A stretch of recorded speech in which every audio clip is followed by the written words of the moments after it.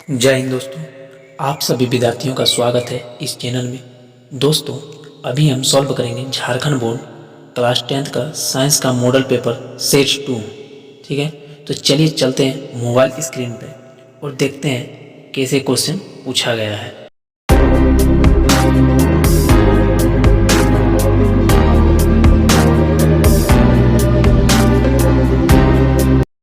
आगे बढ़ने से पहले आपको यह जानना होगा कि मेरा कितना टाइम दिया जाएगा एग्जाम में, क्वेश्चन कितना पूछा जाएगा। तो यहाँ A to Z डिटेल्स लिखा हुआ है। सबसे पहले आप यहाँ पर नज़र डालिए कि आपका क्लास 10th है और सब्जेक्ट साइंस और समय आपका 90 मिनट यानी कि 1.5 घंटा और पूर्णांक जो है आपका है 40 मिनट। प्रत्येक क्वेश्चन के लिए एक एक नंबर का रहेगा और सभी क्वेश्चन का आंसर देना जरूरी है और गलत उत्तर के लिए दोस्तों कोई अंक नहीं कटेगा। और यहाँ स्पष्ट है कि दोस्तों की नेगेटिव मार्किंग नहीं है। तो चलिए अब शुरू करते हैं। क्वेश्चन नंबर 1, आप देख सकते हो कि क्या लिखा हो। यदि किसी अवतल दर्पण की फोकस दूरी f तथा वक्रता त्रिज्या r हो तो क्या होगा। दोस्तों, आप सभी को पता है कि f बराबर मेरा r/2 होता है, तो इसका सही आंसर हो जाएगा ऑप्शन नंबर बी। दूसरा क्वेश्चन है, प्रकाश के परावर्तन के कितने नियम होते हैं। इसमें दोस्तों याद रखिएगा कि प्रकाश के परावर्तन के बोले या फिर अपवर्तन के बोले, इसके दो नियम होते हैं, यानी कि आंसर हो जाएगा इसका ऑप्शन नंबर 2। अगला क्वेश्चन है, समतल द्वारा बना प्रतिबिंब होता है। इसका पहला ऑप्शन है वास्तविक, दूसरा काल्पनिक, तीसरा में दोनों और है इनमें से कोई नहीं। इसका जो सही आंसर है ऑप्शन नंबर बी, काल्पनिक। अगला क्वेश्चन है, वाहनों के पश्च दृश्य दर्पण के रूप में किस दर्पण का किया जाता है। अब पश्च दृश्य का मतलब दोस्तों पीछे देखना का होता है, और जो पीछे देखना का प्रयोग किया जाता है वह है मेरा उत्तल दर्पण। अगला क्वेश्चन है, निम्न में से कौन सा पदार्थ लेंस बनाने के लिए प्रयुक्त नहीं किया जा सकता। इसका जो सही आंसर है दोस्तों मिट्टी, ऑप्शन नंबर डी। अगला क्वेश्चन है, काल्पनिक प्रतिबिंब होता है। अब दोस्तों काल्पनिक प्रतिबिंब यानी कि आभासी जिसको बोला जाता है, अगर आभासी होगा तो सीधा होगा और वास्तविक अगर बोलेगा दोस्तों तो उल्टा होगा। इसका जो सही आंसर हो जाएगा ऑप्शन नंबर ए, सीधा। मेरा अगला क्वेश्चन है, यदि f का मान 12 सेंटीमीटर है तो r का मान क्या होगा। दोस्तों आप सब जानते हैं कि मेरा f बराबर r/2 होता है, जिसमें f का मान दे दिया है मेरा 12 हम लिख सकते हैं 12 इक्वल टू r/2। अब मल्टीपल करेंगे तो मेरा 24 आंसर आ जाएगा, जिसमें 24 आंसर ऑप्शन में है वही मेरा आंसर है। अगला क्वेश्चन है, वाहन के अग्रदीपों में किस दर्पण का उपयोग किया जाता है। अग्रदीप का मतलब दोस्तों आगे का हेडलाइट, और आगे का हेडलाइट में अवतल दर्पण का प्रयोग किया जाता है। ज़्यादातर दोस्तों सभी तो चेहरा देखने के लिए प्रयोग करते हैं। इसका जो सही आंसर होगा ऑप्शन नंबर ए, अवतल दर्पण। अगला क्वेश्चन है दोस्तों, अवतल लेंस के सामने रखी वस्तु का प्रतिबिंब सदैव होता है। तो दोस्तों अवतल लेंस के सामने रखी वस्तु प्रतिबिंब सदैव आभासी और सीधा बनता है। अवतल लेंस बोले या फिर उत्तल दर्पण बोले, दोनों सदैव आभासी और सीधा बनाता है। इसका जो सही आंसर होगा option number A. 10 number question है दोस्तों, डायप्टर मात्रक है। और डायप्टर जो दोस्तों आप सब जानते हैं कि डायप्टर जो होता है लेंस की क्षमता का ऐसा ही मात्रक होता है, और इसी को बोला जाता है लेंस शक्ति। अगला क्वेश्चन है दोस्तों, 2 डायप्टर क्षमता वाले लेंस का फोकस अंतर होता है। तो दोस्तों हम जानते हैं कि मेरा P बराबर 1/f होता है, और जिसमें P बराबर मेरा 2 दिया है तो हम लिख सकते हैं 2 बराबर 1/f और f बराबर 1/2। इसको अगर डिवाइड करेंगे तो मेरा 0.5 आएगा, और जो आता है दोस्तों मीटर में आता है। तो दोस्तों इसको 100 से गुना कर देंगे और सेंटीमीटर में चेंज कर देंगे, और 100 से गुना करने पर मेरा 50 सेंटीमीटर आ जाएगा, जो ऑप्शन नंबर डी है। अगला क्वेश्चन है, आंख के रंगीन भाग को क्या कहते हैं। इसका जो सही आंसर है दोस्तों आइरिस कहते हैं, यानी कि ऑप्शन नंबर ए। अगला क्वेश्चन है दोस्तों, मानव नेत्र के जिस भाग पर किसी वस्तु पर प्रतिबिंब बनता है वह है, मतलब हमारे आंख का किसी चीज पर प्रतिबिंब बनता है, उसे हम क्या कहते हैं। तो उसे दोस्तों रेटिना या दृष्टि पटल बोलते हैं। ठीक है, और आपके ऑप्शन में रेटिना होगा तो रेटिना मारिएगा दोस्तों। जिस यहाँ पर दिया है दृष्टि पटल, यानी कि ऑप्शन नंबर डी। अगला क्वेश्चन है दोस्तों, दिए गए समीकरण में कौन सी रासायनिक अभिक्रिया हो रही है।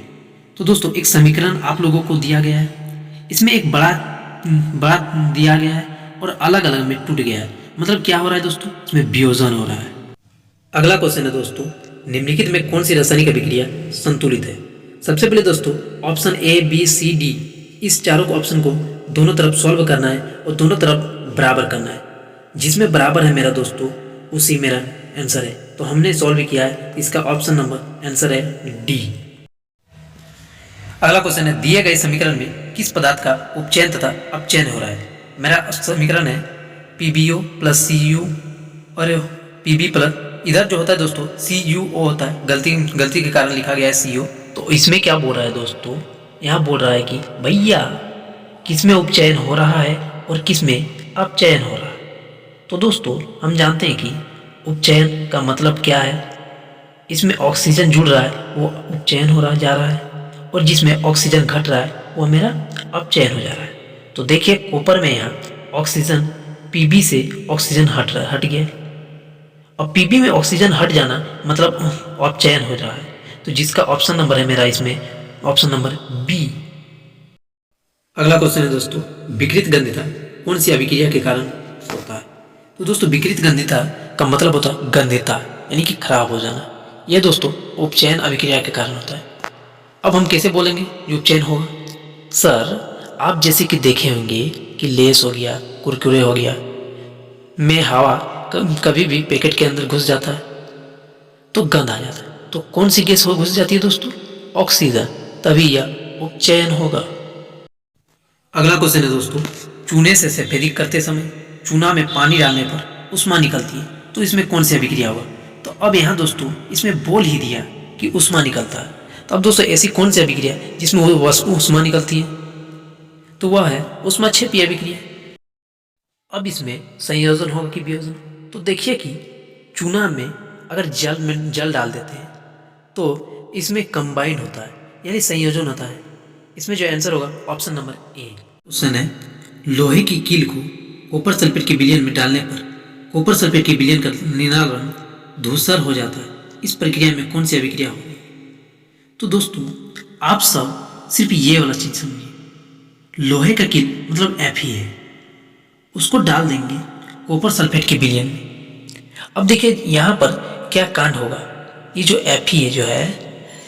Fe है वो बहुत झगड़ालू है। मतलब दोस्तों Fe जो है इसको SO4 ठो ले लेगा और बना लेगा FeSO4 और Cu को बेचारा को अकेले छोड़ देगा। जो Fe है इसका विस्थापित कर देगा यानी कि विस्थापन अभिक्रिया। अगला क्वेश्चन है, निम्नलिखित में कौन सा प्राकृतिक सूचक है? तो जिसका सही आंसर हो जाएगा ऑप्शन नंबर सी, लिटमस। अगला क्वेश्चन है, निम्नलिखित में से किस पदार्थ में लिटमस पत्र डालने पर वह लाल नहीं होगा? तो भैया लाल कब नहीं होगा? लाल कौन करता है?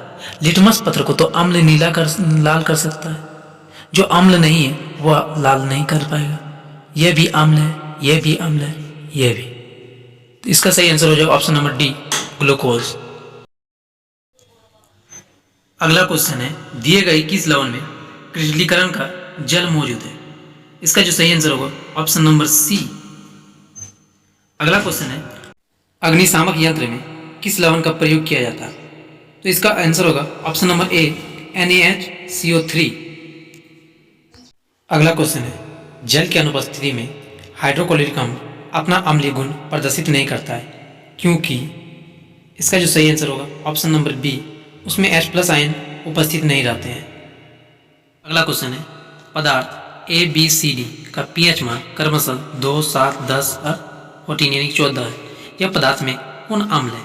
दोस्तों अम्ल वही होगा जिसका मान 7 से कम है। इसमें कौन वाला 7 से कम वाला है यानी कि 2, ऑप्शन नंबर ए आंसर होगा मेरा। अगला क्वेश्चन है, इस चित्र में कौन अभिक्रिया हो रही है? तो दोस्तों इसका सही आंसर हो जाएगा ऑप्शन नंबर बी, वियोजन अभिक्रिया हो रहा है। अगला क्वेश्चन है, शरीर में उत्पन्न हानिकारक अपशिष्ट पदार्थ का शरीर से बाहर निकलने की प्रक्रिया किस जैव प्रक्रम में होती है? तो दोस्तों ये जो होता है उत्सर्जन द्वारा होता है। इसका जो सही आंसर होगा ऑप्शन नंबर सी।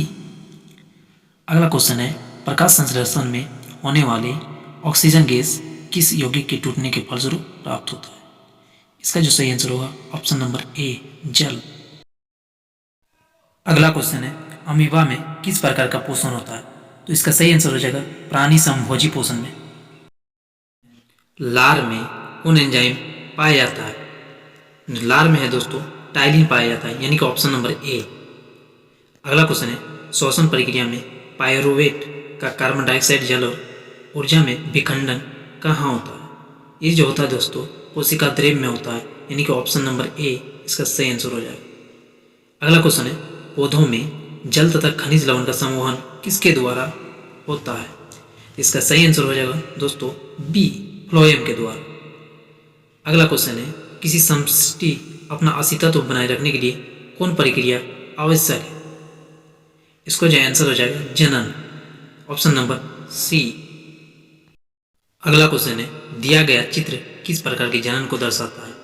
जो इसका सही आंसर हो जाएगा ऑप्शन नंबर डी, पुनरुत्पादन। परागकण का एक पुष्प से दूसरे पुष्प पर स्थानांतरित होना क्या कहलाता है? तो इसका सही आंसर है दोस्तों परागकण, ऑप्शन नंबर बी। अगला क्वेश्चन है 36 नंबर, भ्रूण को मां के गर्भाशय के किस भाग से पोषण मिलता है? तो इसका सही आंसर हो जाएगा ऑप्शन नंबर ए, प्लेसेंटा।